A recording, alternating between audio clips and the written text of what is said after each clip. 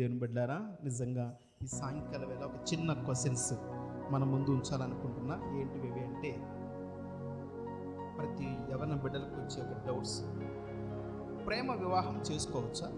రెండవది 3 క్వశ్చన్స్లో, దేవుని నమ్ముకున్న వ్యక్తిని పెళ్లి చేసుకోవచ్చా? ఇప్పుడే చెప్పిన అవసరంలో మీ హృదయాన్ని పెట్టుకుందాం.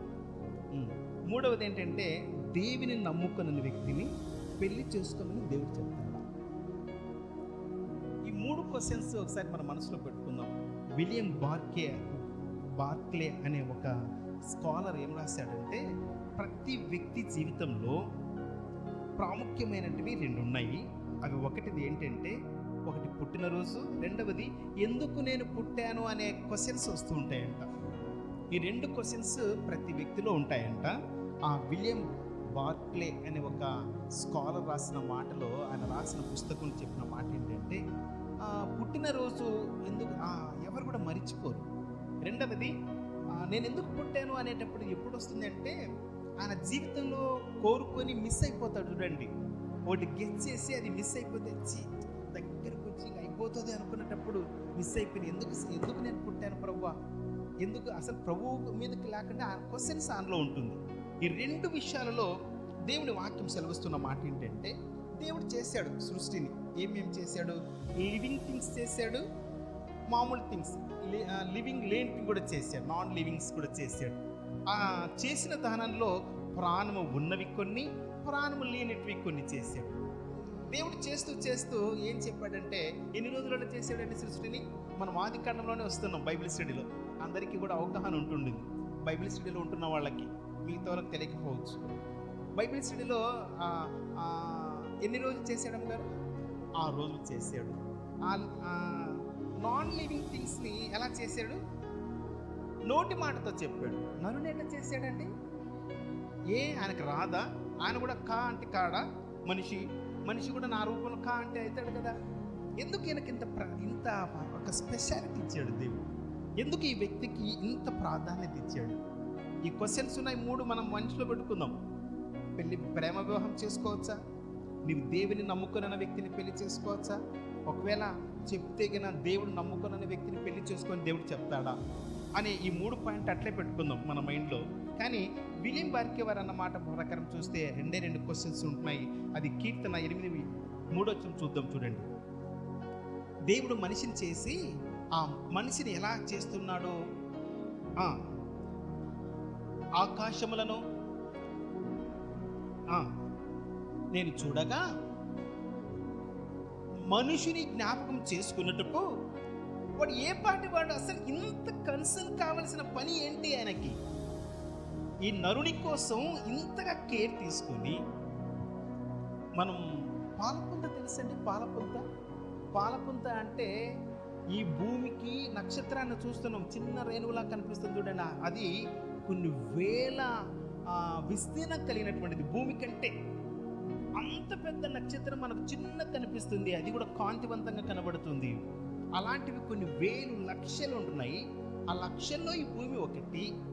ఈ భూమి కూడా వెళ్తుంది. దీని వెనకకి వెళ్ళి చూస్తే ఎప్పుడన్నా అక్కడ వీళ్ళు చేస్తారు, వాడు చూస్తున్న విషయంలో చూస్తే కొన్ని వేలు వస్తూ ఉంటాయి కదా. ఇక ఏ ఒక్కటి కూడా క్రాష్ కాకుండా పెట్టాడంటే సృష్టి ఎంత గొప్ప మహనీయుడు. అలాంటి గొప్ప దేవుడు ఇదిగో చిన్నగా ఉన్నాడు చూడండి. అంత పెద్ద భూమిలో ఇంత చిన్న చీమలా కనపడుతున్నాడు. ఈ నరుని మాత్రం ప్రత్యేకించి చేసుకున్నాడంట. ప్రత్యేకించి ఆయన దగ్గరికి వచ్చి తన స్వహస్తాలతో చేస్తూ ఉంటున్నాడు. ఇతనికి ఎందుకు ఇంత ప్రాధాన్యత ఇచ్చాడు? అలాంటి వ్యక్తి ఎలాంటి జీల్ కలిగి ఉండాలా? దేవుడుకు ఎందుకు ఇంత ప్లాన్ కలిగి ఉంటున్నాడు ఈ వ్యక్తి మీద అని అంటాడు. చూడండి, అక్కడ రాయబడి అనమాట. ఆది కాండం 1:26 చూస్తే, ఆది కాండం 1:26 దేవుడు మన స్వరూపమందు మన పోలిక చొప్పున నరులను దేవుడు చేయాలని పూనుకున్నాడంట. తన స్వరూపం మందు. ఏంటి ఆ స్వరూపం? మా అబ్బగారు తెల్లగా, హైట్గా, వెయిట్గా ఉంటాడు, చాలా అందంగా కనబడతాడు. నేను వస్తే నల్లగా, షార్ట్గా, మా అబ్బగారి ఫేస్కి ఏది మ్యాచే కాను. మా అమ్మమ్మ కానీ మా నాన్నగారు కానీ అంటున్న మాట అంటే, అబ్బా అచ్చం వీళ్ళు అబ్బలాగానే ఉన్నాడు రా. నేను నిజంగా ఉన్నానా? నా స్వరూపం ఆయన స్వరూపం ఎట్లుంది, ఆయన ముక్కు మక్కుం ఎట్లుంది, ఆయన కలర్ ఎట్లున్నాడు, నేనే కలర్ ఎట్లున్నాడు, ఎలా ఉంటున్నానండి? దేన్ని బట్టి మా అమ్మగారు అంటున్నారు సేమ్ వాళ్ళ అబ్బలాగానే ఉన్నాడని? దేన్ని బట్టి అమ్మగారు? క్రియలను బట్టి, మన మనోభావాలను బట్టి, మనకున్న యాటిట్యూడ్ని బట్టి, మనకున్న బిహేవియర్ని బట్టి. దేవుడు అంటున్నాడు ఆయన ఆత్మస్వరూపి దేవుడు, కానీ ఆత్మస్వరూపి అయిన దేవుడు తన స్వరూపం ముందు ఎలా చేశాడు అంటే, ఆయన నీలాగా నాలాగా నీకులాగా నాకులాగా ఆయన ముక్కు ముఖం కలిగి ఉన్నాడా? కాదు. కానీ అలాంటి దేవుడు, ఆత్మస్వరూపి అయిన దేవుడు తన స్వరూపం ముందు చేసుకుందాము అని తీర్మానం చేసుకొని చేస్తున్నారే. ఏ స్వరూపంలో అంటే, ఇదిగో నీకంటూ దేవునికి ఉన్నటువంటి గుణ లక్షణాలలో ఒకటి పెట్టాడు. మరి నీ మనస్సు ఎక్కడ ఆనుకొని ఉంది? దేవునికి ఇంపుగా ఉంటున్నావా? దేవునికి ఇంపైన జీవితం కలిగి ఉంటున్నామా? ఎలా ఉంటున్నాం? మన స్థితి ఏంటి? తన స్వరూపం ముందు ఆయన లక్షణాలను కానీ, ఆయనలో ఉన్న మనిషికి 3 గుణాలు ఉంటాయి. ఏంటిదంటే, ఒకటి అఫెక్షన్ ఉంటుంది. ఏంటిది అంటే ఆప్యాయతలు, ప్రేమ, అనురాగము, బాధ, కోపం ఉంటుంది. లివింగ్ థింగ్స్ అన్నీ ఉన్నాయి. అవి ఏం చేస్తున్నాయంటే, అవి జీవిస్తూ ఉంటున్న వాటిలో ప్రాణం లేనివి ఉన్నాయి, ప్రాణం లేనివి ఉంటున్నాయి. వాటన్నిటికంటే నీకు ప్రాణము, ఆత్మ ఒకటి యాడ్ అయింది నీకు. ఏంటి ఆత్మ? అందుకే ఆయన ఒక నరుని చేశాడు. ఇది నరుని చేశాడు అనుకోను. ఈ నరుని చేసి నాసికారంధ్ర ముక్కు తయారు చేసి ఆ ముక్కులో ఉఫ్ అని అన్నాడంట. నువ్వు జీవాత్మయం. ఒకవేళ ఆ ఉఫ్ అనేది అని వెనక్కి తీసుకుంటే చక్కగా ఒకటేసారి కదగరు. ఆయన శ్వాసను జస్ట్ అని వెనక్కి తీసుకుంటే క్షణంలో ఆలిపోయి, దీనికి ఎంత హంగులో, ఏ స్ప్రే కొనాలో, అది ఎంత వాల్యూ కావాలనో, ఒక మళ్ళీ మాసిపోయి గుడ్డలకు ఎన్ని షాపులు తిరుగుతామో, షాపింగ్ చేయాలంటే వేసాము తిట్టుకొనైనా నవ్వుతుంటుంది పైన, కానీ ఎప్పుడు కొంటుంది అని తిట్టుకుంటుంటుంది. మన ప్రయత్నాలు ఎన్ని చేస్తుంటున్నాం? ఆరిపోయి మన జీవితానికి ఇంత ప్రయత్నాలు చేస్తుంటున్నామే. మరి నీ ఆత్మకు కలిగిన దేవుడు తన సృష్టిలో తన స్వరూపంలో ఇంతగా అలంకరించిన దేవుడు నీ పట్ల నా పట్ల ఎలాంటి ప్రణాళిక కలిగి ఉంటున్నాడు? నీకు 3 గుణాలు ఉంటాయి. ఒకటి అఫెక్షన్ ఉంది, విచక్షణ ఉంది, రెండవది క్రియేటివిటీ ఉంది. నీకు మనం చేసాం, మన గోడలు మనం చర్చిని చూస్తే ఇదంతా క్రియేటివిటీగా కట్టబడింది కదండి. లోపల చూస్తే వావ్ అంటారు, పైకి వెళ్ళి చూస్తే రేకులా అని అంటారు. ఎందుకు అంటే దాని క్రియేటివిటీ చేసుకుంటున్నాం. దేవుడు ఇక్కడ సెలవిస్తుంటున్న మాట ఏంటంటే, నువ్వు ఎవరు అనే మాటను గురించి మాట్లాడుకుంటున్నాం. మనము ప్రేమ, అపేక్షణ అనేది జంతువులు లేదు. ఇది ఒక కుక్క, అది మైక్ కూడా ఒక కుక్క. ఆ తల్లి కుక్క చిన్నపిల్ల కుక్కను కనింది. ఈ కుక్క 2 పెద్దదైన తర్వాత ఈ కుక్క తను తెలియక తల్లి దగ్గరికి వెళ్ళి తోక ఆడిస్తుంటుంది.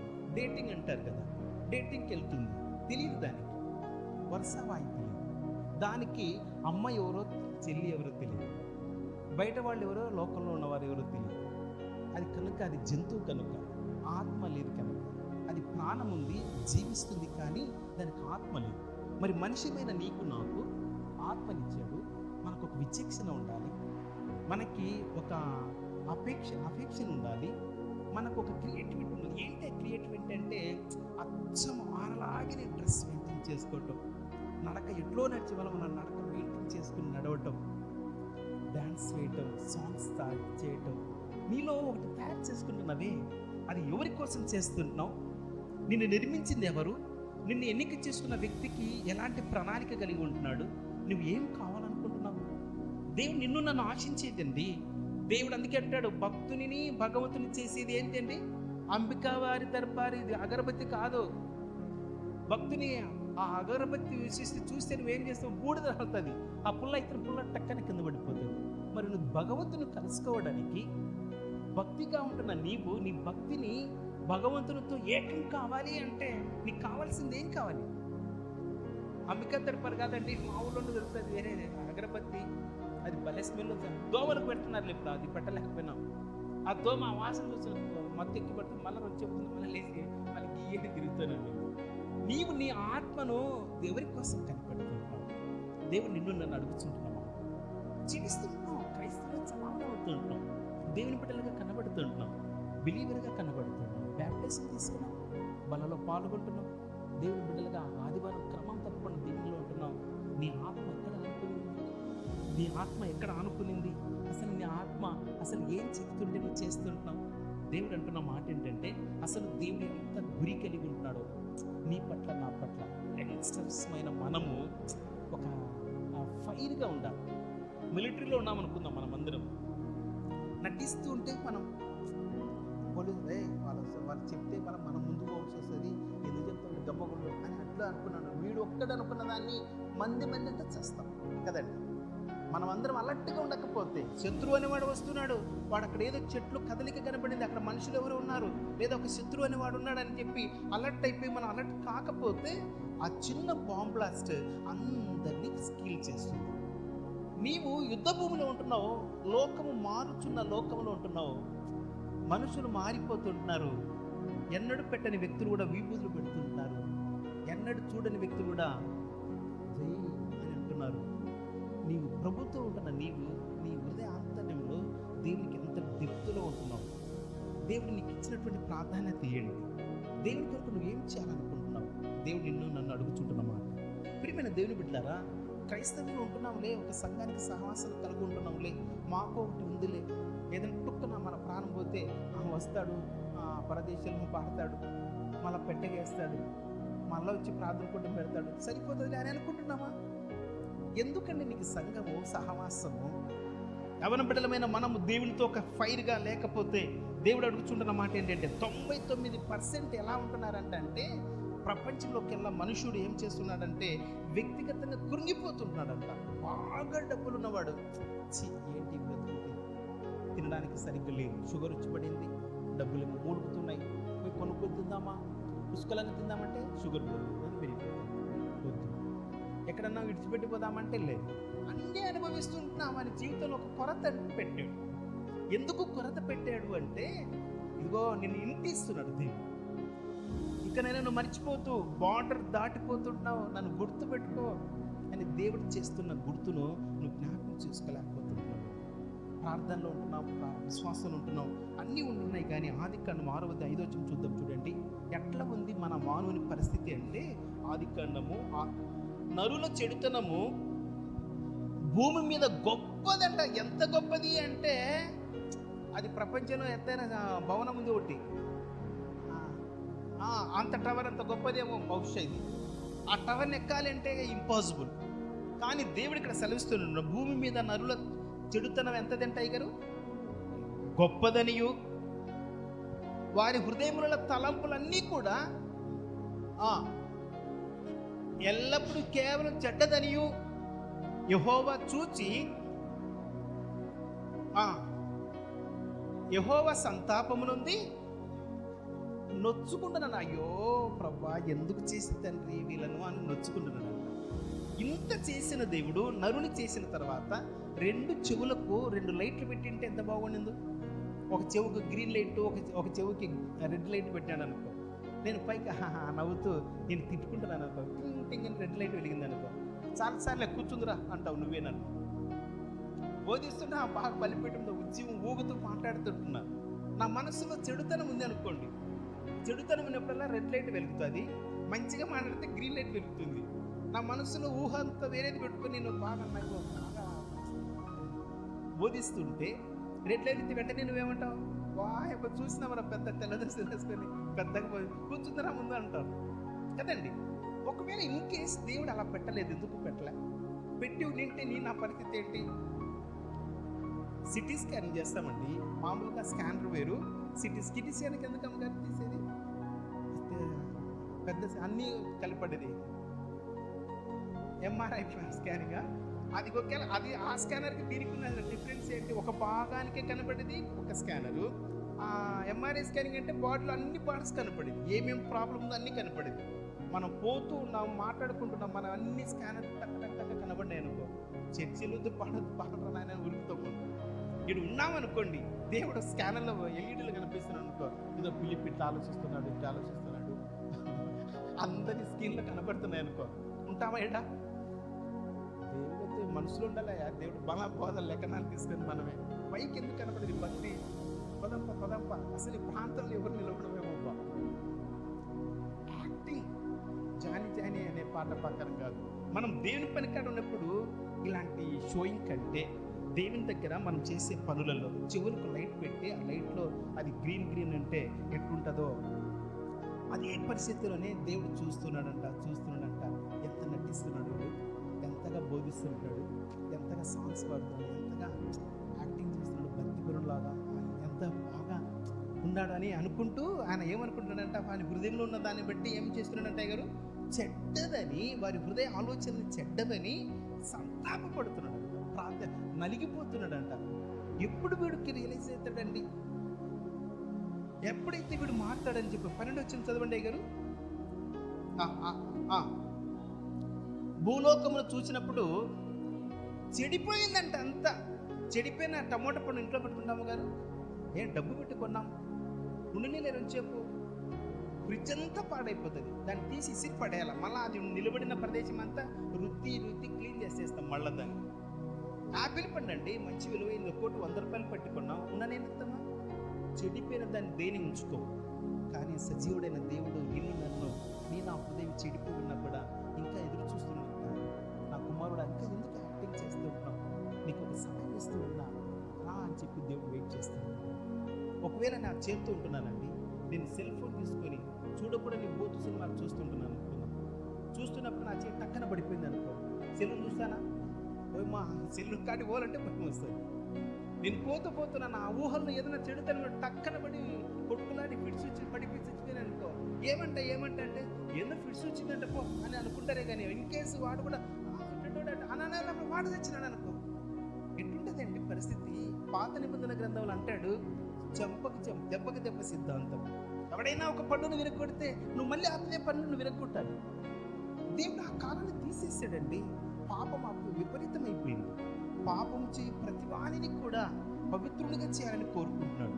ఉదయకాలంలో మాట్లాడడం దేవుడు ఏంటన్నాడంటే, ఆయన సన్నిధానంలో ప్రశస్త వస్త్రాలను కోల్పోయిన బిడ్డలని బట్టి దేవుడు ఎదురు చూస్తున్నాడంట.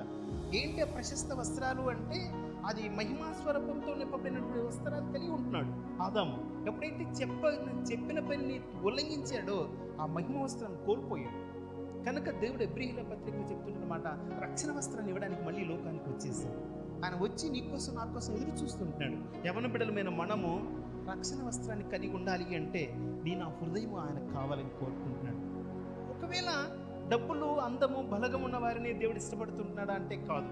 దేవుని సన్నిధానంలో దేవుడు అంటున్న మాట ఏంటంటే, ఆయన చెడుదని గ్రహించిన తర్వాత ఆదికాండం 6వ అధ్యాయము 8వ వచనం చదవండి గారు. అయితే నోవాహు యెహోవా దృష్టి యందు ఏం పొందాడండి? ఆయన ఒక్కనికి వచ్చిందా కృప? మిగతా వారిని అందరికి లేదా? కృప పొందిన వాడాయను. నోవాహు వంశావళి ఇదే. నోవాహు ఎలాంటి వాడంటండి? నీతిపరుడును, తన నిందారహితుడుగా ఉన్నాడంట. ఒక్క నింద కూడా చూపించుకోలేదంట. ఇంత చెడిపోయి ఉన్న దినాలలో ముందు వచనాల్లోనే 7వ వచనం వరకు ఏం చెప్పాడు? చెడిపోయి ఉంది వారి చెడుతనం అంతా, వారి హృదయ ఆలోచనలు బాగలేవని చెప్పిన వ్యక్తి వాటికి వచ్చేలోపు దేవుడు ఏమంటున్నాడంటే, వారి నిందారహితుడిగా ఉండగలిగాడు నోవాహు. ఎందుకు ఈ స్థాయికి రాగలిగాడు అంటే, దేవుడు ఇక్కడ సెలవిస్తున్న మాట ఏంటంటే, నోవాహును కృప పొందిన వాడుగా ఉంటున్నాడు. ఆయన కృప నీకెందుకు ఇవ్వలేదు? అది పక్షపాతం కలిగినప్పుడైతే ఆయన కృప అందరికి సమాంతరంగా ఇచ్చినటువంటి కృప. మరి ఆ కృపలో నువ్వు ఎందుకు ఉండలేకపోతుంటావు? ఆ కృపను ఎందుకు పొందుకోలేకపోతుంటావు? ఆ కృపను నువ్వు ఎందుకు చేజిక్కించుకోలేకపోతుంటావు? ఆ కృపకు నువ్వు ఎందుకు బానిస కాలేకపోయావు? దేవుడు నేను అడుగుతుంటున్నమాట. కృప పొందిన వాడయ్యాడు, నిందారహితుడుగా ఉన్నాడు, నీతిమంతుడుగా ఉన్నాడంట.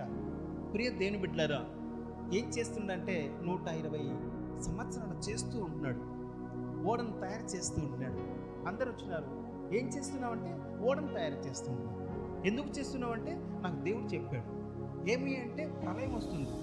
ఏం ప్రళయం వస్తే ఏం చేయాలంటే, మనం ఎందుకంటే మీరందరూ మారుమనసు పొందండి, ప్రళయం రాబోతుంది, దేవుడు చెప్పాడు, ఓడలను తయారు చేసుకొని పొమ్మంటున్నాడు అంటే, సరే వెళ్ళిపోతున్నాడు. ఇంకొకటి వస్తున్నాడు, మళ్ళీ అడుగుతుంటున్నాడు, ఏం చేయాలంటే ప్రళయం రాబోతుంది, నీకేం చెప్తున్నానంటే దేవుడు చెప్పినాడు. ఓపిక చెప్తూ ఉన్నాడు. ఎన్ని సంవత్సరాలు? 120 సంవత్సరాలు చెప్తూనే ఉంటున్నాడు, బోధిస్తూ ఉంటున్నాడు. వేరే పని లేదు. అని చెప్తూ ఉంటే ఏ ఒక్కరిలో కూడా మార్పు రాలేదు. నేను ఆత్మీయమైన జీవితంలో ఎంతమంది మాట్లాడింటారు, ఎంతమంది వ్యంగ్యంగా మాట్లాడింటారు. ప్రళయం వస్తుందంట, మాట్లాడతాడంట, చూస్తున్నాంలే గమ్మని కూర్చొని చెప్పి వ్యంగ్యంగా మాట్లాడేవాడు. ఇక్కడ సముద్రమే లేదు, సముద్రం ఎప్పుడు వస్తుందని, ఈయన ప్రళయం వస్తుందని, ఆ వర్షం పడుతుందంట, ఈ ఓడ తేలిపోతుందంట, ఎంత వ్యంగ్యంగా మాట్లాడి ఉండి ఉంటారు. అన్నిటిని పెయిన్ఫుల్గా భరిస్తూనే ఉంటాయి. నీ మీదకి వచ్చిన చిన్న అవమానాలను బట్టి నువ్వు కృంగిపోతుంటున్నావేమో, నీ మీదకి వచ్చిన చిన్న చిన్న నిందలను బట్టి నువ్వు చోలిపోతుంటున్నావు. ఎంతమంది ఆయనను వ్యంగ్యంగా మాట్లాడుతుంటున్నా ఆయన ఓపికతో ప్రభు పని చేస్తూ వెళ్తూ ఉంటున్నాడు. ఆయన ఎక్కడే కానీ మిస్టేక్స్ జరగనీయకుండా చూసుకుంటున్నాడు. అందుకే అంటాడు యెషయా గ్రంథము 29వ అధ్యాయం 15వ వచనం చూద్దాం. యెషయా గ్రంథం 15, 29, 15 వచనం. తమ ఆలోచనలు యెహోవాకు కనబడకుండా, ఏం శ్రమ అంటే లోపల వారిని చూసుకుంటున్నారంట. ఏం చూసుకుంటున్నారంట? ఎవరికి కనబడకోకుండా మెయింటైన్ చేస్తుంటున్నారు, ట్రోలింగ్ చేస్తూ ఉంటున్నారు. పైన భక్తి గల వారిలాగా కనబడుతుంటాం, లోపల నా యాక్టింగ్ చేస్తూ ఉంటున్నాం. దేవుడు అన్నిటినీ చూస్తూ ఉన్నాడంట, ఓపిక్గా చూస్తూ ఉంటున్నాడు. ఫిలిప్ చక్కగా ప్రసంగం చేస్తున్నాడు, చక్కగా నడిపిస్తున్నాడు, బాగుంది. లోపల ఏం బుద్ధి ఉందో అది దేవుడు చూస్తూ ఉంటున్నాడు. ఇక్కడ నిలిచిన మనము ఏం చేస్తూ ఉంటున్నాం? సంఘంలో ఉన్నాం, సహవాసంలో ఉన్నాం, ఆయన సన్నిధిలో ఉంటున్నాం. దేవుని సన్నిధిలో ఉంటున్న నీవు, ఇద్దరు అర్పణ తెచ్చారు. ఉదయకాల సమయం చూసాం, ఒక్కరి అర్పణనే అంగీకరించబడింది. మరి నీ అర్పణ ఎందుకు అంగీకరించబడలేదు అంటే నీ హృదయాన్ని బట్టి చేస్తూ ఉన్నాడు దేవుడు. అందుకే అంటున్న మాట ఏంటంటే, వారి అర్పణతో పాటు వారు లోపల ఎలాంటి భావన కలిగి ఉంటున్నారంట? వారు లోపల ఏమున్నారంట గారు? అలాంటి వారికి శ్రమ వస్తుంది, వాళ్ళు చీకటిలో తమ క్రియలు, చదవండి గారు తర్వాత, మమ్మల్ని ఎవరు చూస్తారండి, మా పని ఎవరికి తెలియను అనుకొని చీకటిలో తమ క్రియలు జరిగించే వారికి ఏమొస్తుందంట? లగ్జరీ లైఫ్ అండి, చాలా మెయింటైన్ చేసామండి. ఈ రోజుల్లో ప్రతి వారి దగ్గర యూట్యూబ్ ఉంది కాబట్టి త్వరగా కొన్ని బయటికి పబ్లిక్ అవుతుంటాయి. బిఫోర్ ఆ కాలంలో పేపర్ లేదు, న్యూస్ లేదు, ఛానల్స్ లేవు, రేడియోస్ లేవు. ఎక్కడ అఘాయిత్యాలు జరుగుతుంటున్నా ఎవ్వరు నేను ప్రశ్నించగలరు. ఆ నలుగురు మధ్యలోనే జరిగిపోతుంది, థర్డ్ పర్సన్ తెలిసేది కాదు. అయినా కూడా అక్కడ జరుగుతున్న పని ఏంటంటే, ఇంత మీడియా ఇంత ఫాస్ట్గా ఉంటున్నా కూడా జరగటం లేదండి. ఎన్ని జరుగుతుంటాయో నీ కనులకు, మీడియాకు చిక్కకోకుండా ఎన్ని అఘాయిత్యాలు జరిగిపోతుంటాయి, ఎంత ఘోరాలు జరుగుతుంటాయి, చీకట్లో ఎన్ని జరిగిపోతుంటాయో. వాళ్ళందరికీ శ్రమ. ఇంకా అయ్యగారు, అయ్యో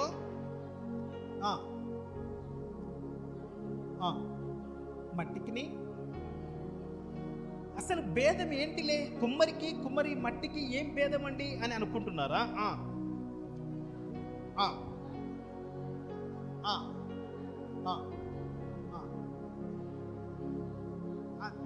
చేయగలిగిన వాడిని ఇతను చేయలేదని మట్టి అనొచ్చా? అలాగే ఉంది మన వెక్కిరింతలు, అలాగే ఉంది మన యాక్టింగ్స్. ప్రార్థనలో, విశ్వాసంలో, పరిశుద్ధతలు ఎదుగుతుంటున్న మనము దేవుని నేను ప్రశ్నించినట్లుగా ఉంది. ఆయన నేను ఎదురుకొచ్చి ప్రశ్నించలేదు అనుకోవద్దు. ఆయన అడుగుతుంటున్న మాట ఏంటంటే, దేవుని ఎదుట నీ క్రియలు కనబడుతుంటాయి, అవి చెడ్డవని గ్రహించాడంట. వారి హృదయ ఆలోచనలు చెడ్డవని గ్రహించి ఆయన సంతాపపడుతూ ఉంటే, అక్కడ మనుషులు ఏం చేస్తున్నారంట?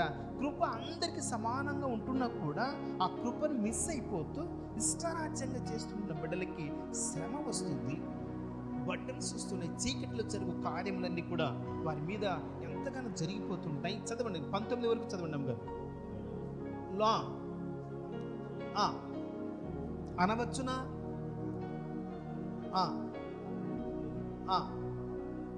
అవును, ఫలవంతమైన ఫలము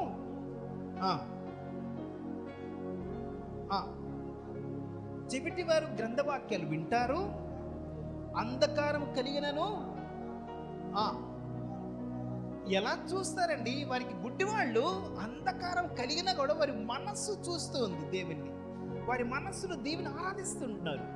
నీవు బాహ్యంగా కనులున్నాయని అనుకుంటున్నావు, లోపల దుష్క్రియలు ఉన్నందువల్ల, చెడ్డ ఆలోచన ఉన్నందువల్ల, చెడ్డ మనస్సు ఉన్నందువల్ల నన్నెవరు చూడలేదు అని అనుకుంటూ భ్రమలో ఉంటూ శ్రమను స్వీకరిస్తూ ఉన్నావు. చీకటిలో జరుగు కార్యాలన్నిటిని బట్టి మన క్రియలు ఏ స్థితిలో ఉంటున్నాయి దేవునితో మాట్లాడుతున్నాడు.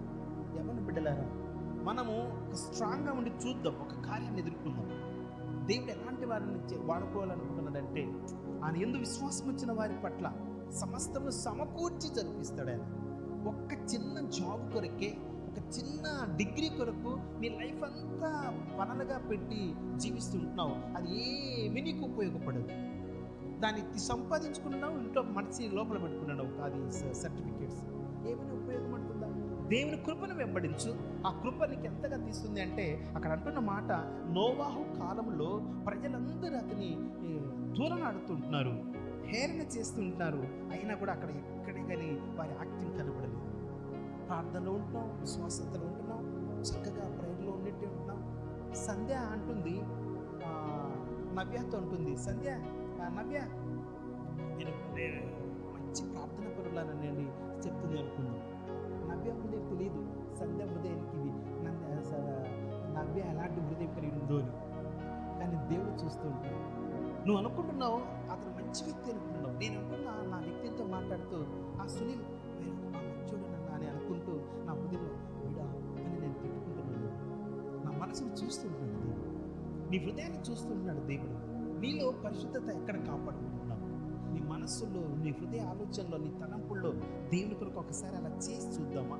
అలా ఉంటే దేవుడు ఎలా వాడుకోబోతున్నాడు? హెబ్రీయులకు రాసిన పత్రిక 4:12 చూసినట్లయితే మనం ఏం చేయాలి? ఒకరోజు ఒక దినము రాబోతుంది, ఆ దినములో నువ్వు నేను ఏం చేయబోతున్నాము అంటే, ఎందుకనగా దేవుని వాక్యం సజీవమై నిర్మలమైనదై రెండంచుల కల ఖడ్గము కంటేను వాడిగా పదునుగా ఉండి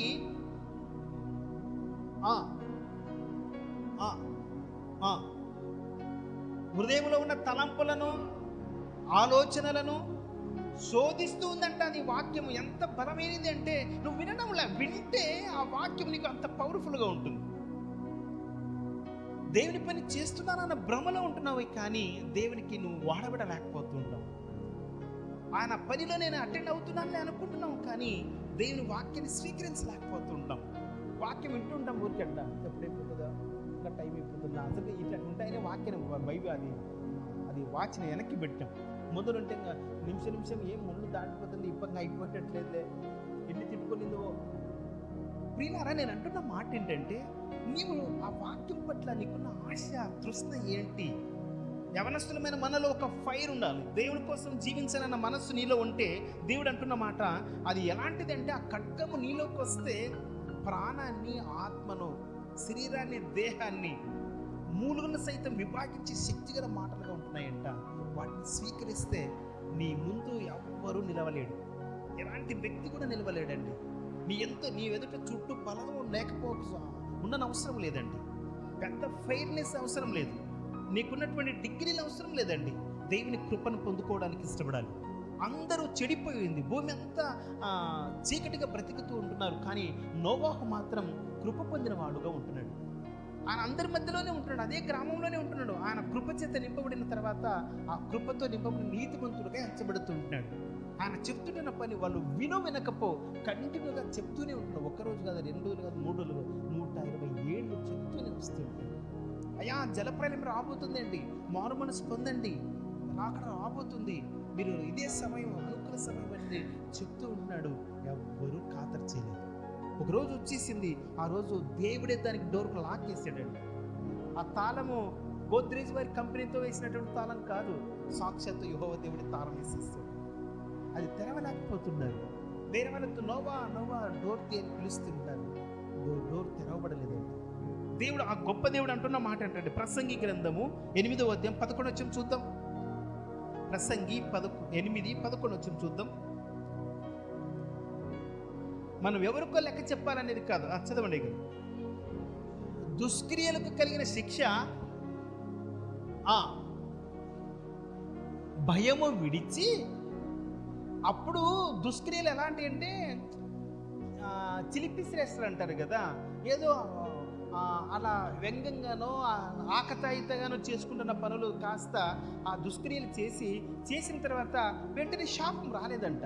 నేను ఇందాక చెప్పా, ట్రోలింగ్ చేస్తూ ఉన్నప్పుడు నేను చూడకుండా దృశ్యం చూస్తున్నప్పుడు నా చేయి పడిపోతే దాన్ని ఒకసారి టచ్ చేయను, పడిపోలేదు కాబట్టి ఇంకా ఆస్వాదిస్తుంటాను, ఇంకా దగ్గరగా ఉండి చూస్తుంటున్నావు. అలా చూస్తుంటున్నామేమో ఈరోజు. దేవుడు అంటున్న మాట, దుష్క్రియలు చదవండి, దుష్క్రియలు చేయుటకు తగిన శిక్ష శీఘ్రముగా కలుగపోవుట చూచి మనుషులు భయాన్ని విడిచి హృదయపూర్వకంగా ప్రేమతో హృదయాన్ని అంగీకరిస్తూ స్వీకరిస్తూ ఇష్టపూర్వకంగా చేస్తున్నారంట. దేనిని? పాపాన్ని. దేవుని ఫియర్ లేదు, భయం లేదు. దేవుని బిడ్డలమైన చెప్పుకుంటున్న మనము దేవుని కొరకు సాక్షిగా జీవించుకోకపోతే, దేవుని కోసం యథార్థమైన బ్రతకకపోతే దేవుడు సెలవిస్తుంటమాట. అలా చేయటం బట్టి, అలా చేయటం వల్ల ఏమంటున్నాడు అమ్మగారు? చదవండి. అవును, దుష్క్రియలు చేస్తున్నారు, పాపాత్ములు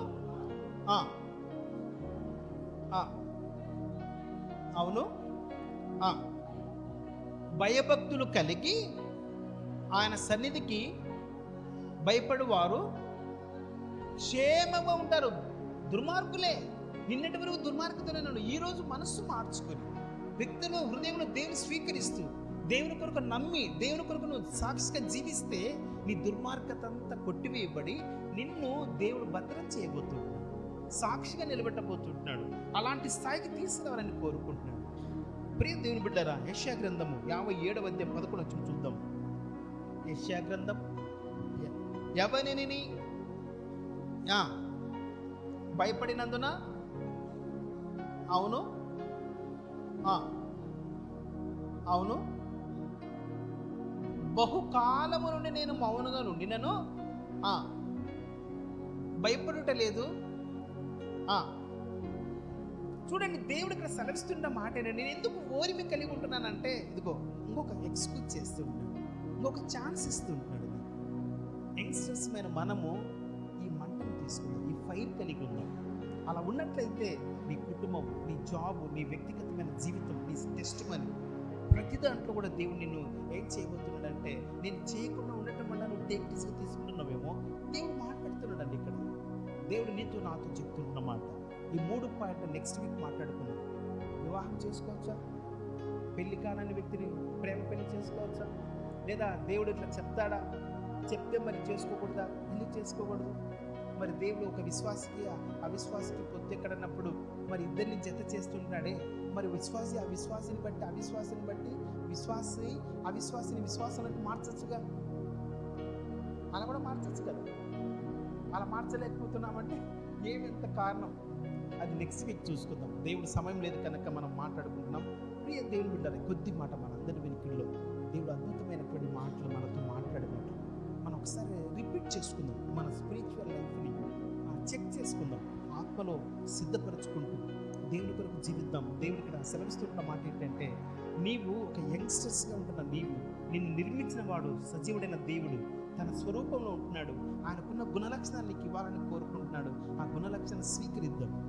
ఆయన ఫేసు, ముక్కు అది కాదు ఆయన కోరుకుంటున్నది, ఆయన యాటిట్యూడ్, ఆయనకున్నటువంటి లక్షణం ఏంటంటే, నువ్వు ఆయన పరిశుద్ధుడు కనుక నేను పరిశుద్ధంగా ఉండడానికి ఇష్టపడతాను. పరిశుద్ధతలో ఉన్న వారికి మరి పెళ్లి చేసుకోకుండా ఎలా ఉండాలండి? పెళ్లి చేసుకుందాం. ఎప్పుడు దేవుని పాదాలను పట్టుకొని అడుగుదాం. యవన బిడ్డలతో దేవుడు మాట్లాడుతున్నమాట, నాకు యుక్త వయసు వచ్చింది, నేను పెళ్లి చేసుకోవాలనుకుంటున్నాను. మరి ఎవరైతే కనిపెడతావో, ఎలా కనిపెట్టాలో దేవుని పాదాల దగ్గర కనిపెడతాం. అలాంటి పనులు చేసుకుంటూ ముందుకెళ్దాం. మరి ఆత్మ సంబంధమైన సంఘంగా ఎత్తబడే గుంపులో నేను ఉండాలి అంటే నా వర్క్స్ ఏంటి, నా పనులు ఏంటి, సంఘంలో నీ వర్క్ ఏంటి, నీ బాధ్యత ఏంటి? నువ్వు అసలు భాగ్యవంతుడివేనా? దేవుడు ఉదయం మాట్లాడే మాట ఏంటంటే గారు, తన ప్రజలు భాగ్యవంతులు అని అన్నాడు. క్షేమవంతులుగా ఉంటున్నారు. ఎవరి ప్రజలు అంటే మనం ప్రభు బిడ్డలము. ఆ బాధ్యత కలిగిన బిడ్డలంగా మనం ఉంటున్నామా? లేదా ఆయన అంటున్న మాట ఏంటంటే, చెడుతనం లోపల పెట్టుకుని అట్లాగే నటిస్తున్నాం. చెక్ చేసుకుందాం మన స్పిరిచువల్ లైఫ్ను.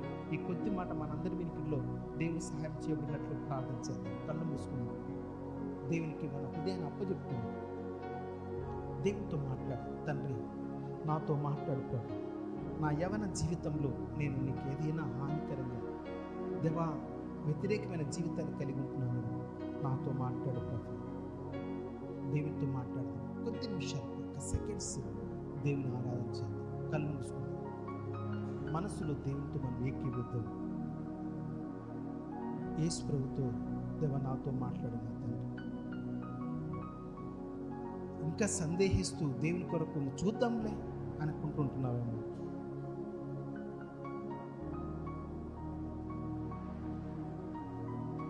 దేవుడిని పట్ల చూపుతున్న ప్రేమను బట్టి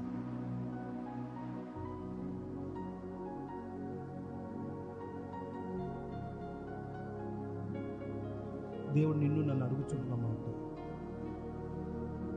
దేవా నాతో మాట్లాడు ప్రభు, దేవ నన్ను దర్శించుతాన్ని అడుగుదాం. దేవునికి స్తోత్రం. హల్లెలూయా. దేవుడు నిన్ను నన్ను అడుగుచున్న మాట, దేవాని జీవితంలో దేవుని కొరకు నువ్వు జీవించాలని ఆశ ఉన్నట్లయితే ఎందాకంగా నువ్వు దేవునికి వ్యతిరేకంగా జీవిస్తున్నావు. ప్రియ దేవుని బిడ్డలారా, ఇంకా సందేహిస్తూ నన్నెవరు చూడలేదులే అనుకుంటూ దుష్క్రియలు చేస్తుంటున్న మన జీవితాన్ని దేవుని కొరకు సాక్షిగా ఉందాం. నేను నీ ఎన్నిక మంచిది కాదని చెప్పడం లేదు, నువ్వు ఇష్టపడే వ్యక్తులను తప్పని చెప్పడం లేదు, కానీ అది ప్రభు చిత్తంలో ప్రభు యొక్క చిత్తానుసారంగా నువ్వు చేయగలుగుతుంటున్నావు.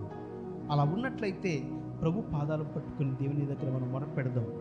దేవుడు నిన్ను నన్ను ఒక బలమైనటువంటి వ్యక్తులుగా, సంఘానికి స్తంభముగా నేను చేయాలని కోరుకుంటున్నాడు దేవుడు.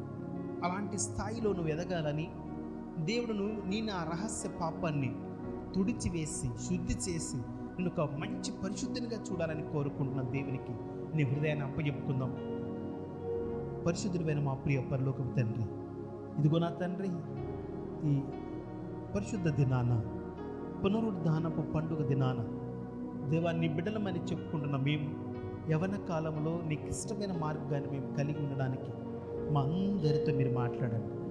మా యవన దశలో మీరు మాకు ఇచ్చినటువంటి విశ్వాసపు పోరాటంలో నా ప్రభువా నమ్మకంగా సాక్షిగా నిలబడినట్లు ఇదిగో నా తండ్రి, మా సంఘములో ఇంకా అనేక మంది యవన బిడ్డలు ఉంటున్నారు.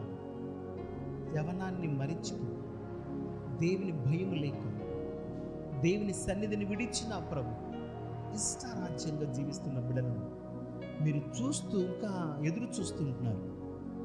నోవాహు కాలంలో అందరూ కూడా తిరస్కరించారు. నోవాహు నీ కృప పొందుకున్నాడు. ఆ చెడిన దినాలలో నోవాహు నీతిమంతుడుగా ఎంచబడ్డాడు.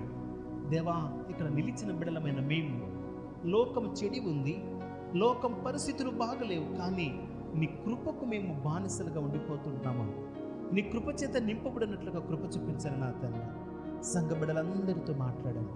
ఇక్కడ చేరిన యవన బిడ్డలందరితో మీరు మాట్లాడారు నా ప్రభు.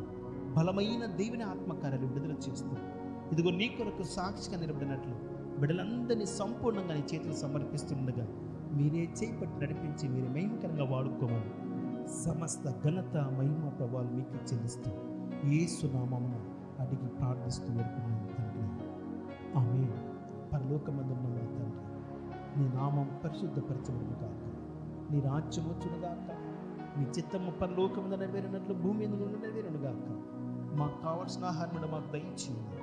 మా ఎడల అపరాధములు చేసిన వారి అపరాధములు క్షమించిన వారి ప్రకారము మా అపరాధములు కూడా క్షమించును. మమ్మల్ని శోధనలోనికి తేకాంతృష్ణుడే తప్పించును. ఎందుకనగా రాజ్యము, శక్తి, మహిమ నిరంతరము నీవైనవి తండ్రి. ఆమేన్. మన పరమ తండ్రి అయిన దేవుని ప్రేమ, కుమారుడైన యేసుక్రీస్తు కృప, పరిశుద్ధాత్మ సహవాసం యూత్ మీటింగ్లో జాయిన్ అయిన బిడ్డలందరికీ ఇప్పుడు ఎల్లప్పుడూ సదాకాలంతో ఉండును గాక. ఆమేన్.